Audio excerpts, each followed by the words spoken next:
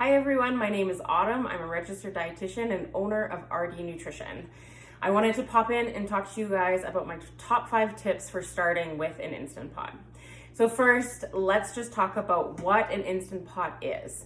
It's a pressure cooker. So what it does is it cooks your food at high pressure and high temperatures. So the cook time for your food goes down drastically. I love it. In our home, we use it all the time, especially if we're trying to kind of double up on recipes or to get something cooked really quickly in the evening. So my very first tip is start with something very simple. Do rice, pasta, even just like a pulled pork will be really easy to get started with, and it will build your confidence up very quickly. The second tip is you definitely need liquid. So the only way that the pressure cooker actually works is when you actually use liquid inside of the pressure cooker. And you are going to need at least half a cup in a recipe. Number 3, the recipe, when you're looking at it, it does not include the pressurization of the pot as well as the depressurization of the pot. So for instance, today I am making homemade mac and cheese in the pot. It calls for 2 minutes in the Instant Pot. However, we still have to allow for time for it to pressurize. And then depending on the recipe, it also has to depressurize so that you can actually open the pot up. So all in all, our mac and cheese is still probably gonna take us about 20 minutes today. Number 4, understanding what a natural pressure release is versus a quick pressure release. So a natural pressure, just plain and simple, you're gonna wait until the pot actually allows you to open it itself. So a natural pressure depressurization could actually take upwards of 15-20 minutes, depending how much you have going on in the pot. A quick pressure release, you'll see on recipes, it'll say 2 minutes and then release the pressure, or 5 minutes, then release the pressure. That's called a quick pressure release.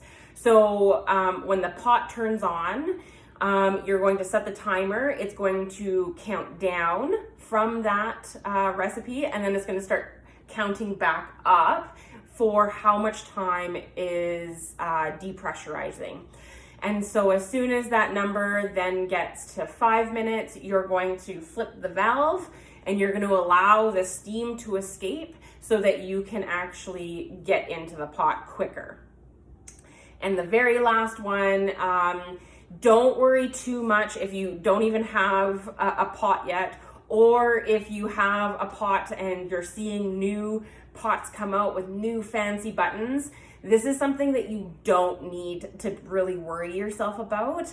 Really, the functions that we're going to use are the pressure cooker, the minutes, and the saute function. All of the extra buttons on the pot can be just plunked in without needing to worry about those buttons at all. So don't worry if your pot isn't as fancy as maybe the new model that's coming out, because you can do every single thing still in the pot as normal. So today, let's get started. Very quick recipe. We're gonna take our noodles. We are going to take our liquid. So it calls for water, but you can use broth. I'm just adding broth today because it actually adds more flavor. Then we are going to add milk. And then we are going to add some butter.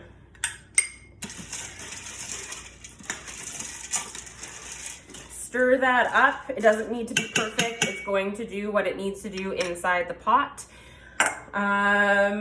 You can also add some seasoning, salt, pepper. The recipe that I'm going to give you guys for this calls for mustard and some sriracha.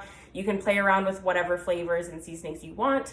But for us in our family, we're not going to be adding that today. So you will put your lid on, put it to close, and I will show you how to start it in just a second. So now that I have the pot plugged in, we are first going to check our valve setting. And so we need to be making sure that it's set to sealing. So you have two functions, sealing and venting. So we're gonna set that to sealing. And then we're gonna come down and press the pressure cooker function, and we are going to set the timer. So this one actually is set for 2 minutes. So bear with me here.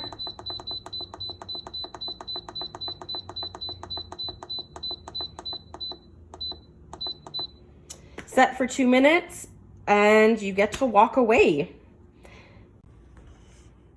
So now that we have the pressure cooker going, you can move on to any of the other ingredients that you have going on in your meal. I love this function because now I don't even have to stir the pot or watch for what's going inside the pot. So it gives me full freedom to walk away and to just wait for the pressure cooker to do its thing. It will, of course, beep at the end for me to come and check on it. And I'll check the recipe for how long I need to let the pressure release for. And then it's good to go. So this recipe, you don't add the cheese until the end. It's just a quick stir in and you're good to go. Add any of your favorite toppings to mac and cheese, and you're gonna have a very delicious homemade mac and cheese meal. For this kind of stuff, we have cooking classes into the future. Right now, there's nothing going on because of COVID. However, check in or send us some questions that you might have about the Instant Pot or any of our future cooking classes, and we look forward to hearing from you soon. See you next time.